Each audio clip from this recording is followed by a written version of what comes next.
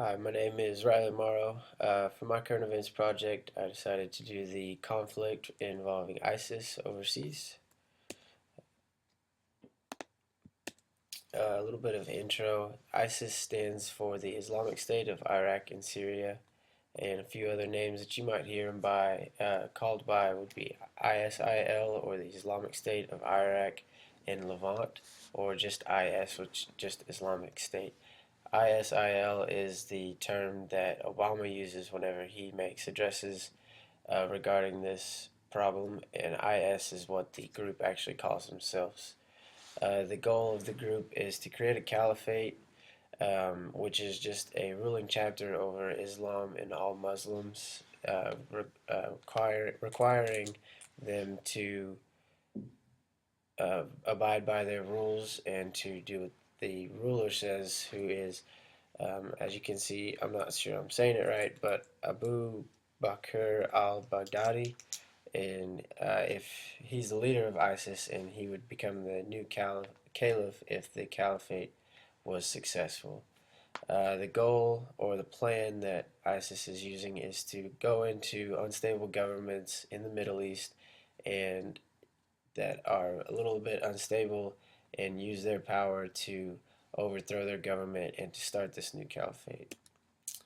Um, One of the reasons that the U.S. got into this conflict was the capturing and execution of several reporters that were U.S. civilians.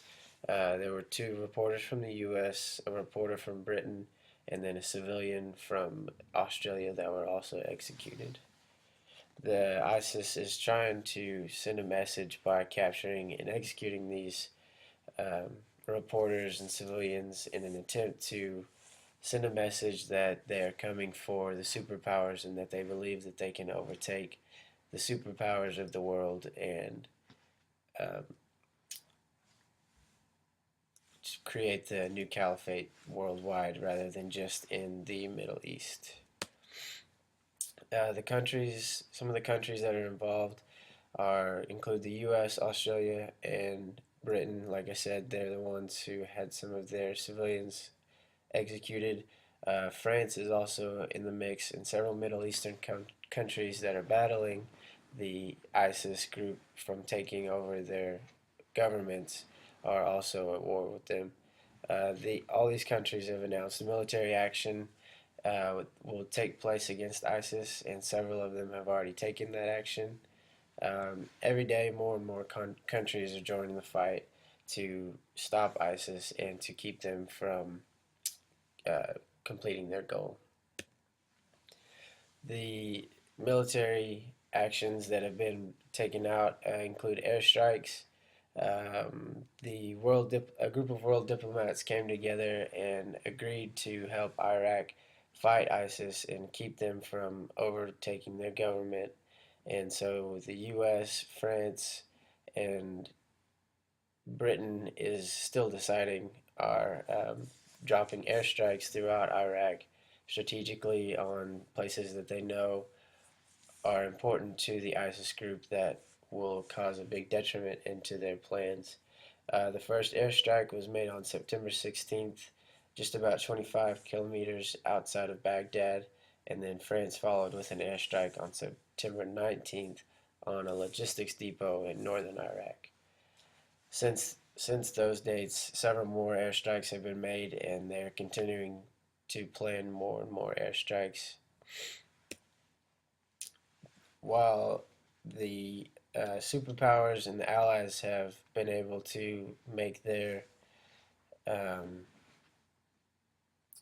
airstrikes very limited to the ISIS group, some civilians have still been affected.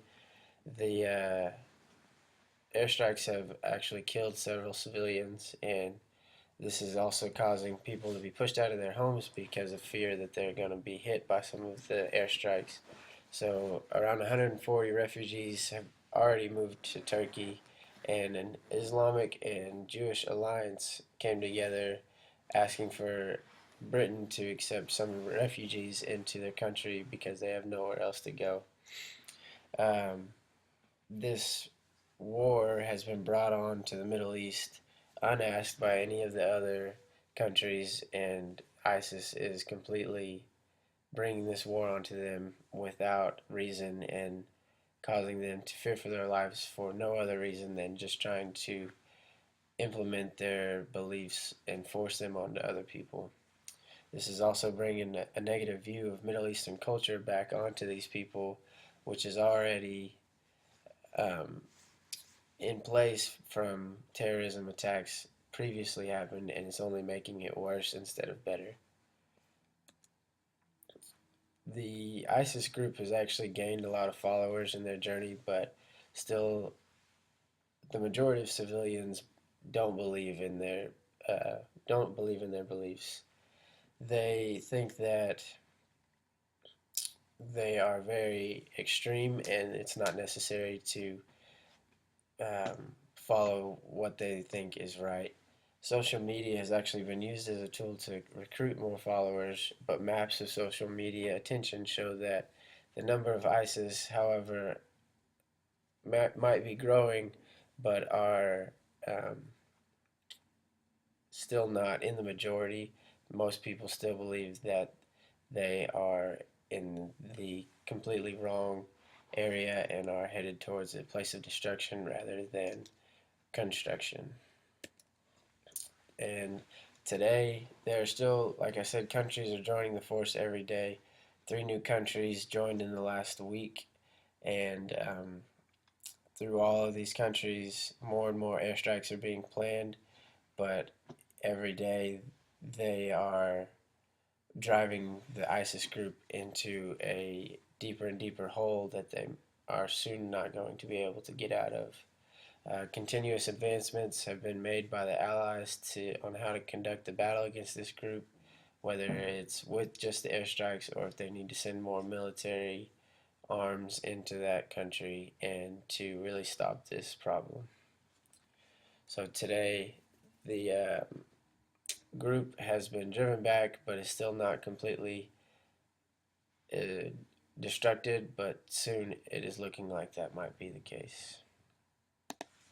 Here are my resources. I mainly got all of my information off online scholarly resources. So that is my presentations.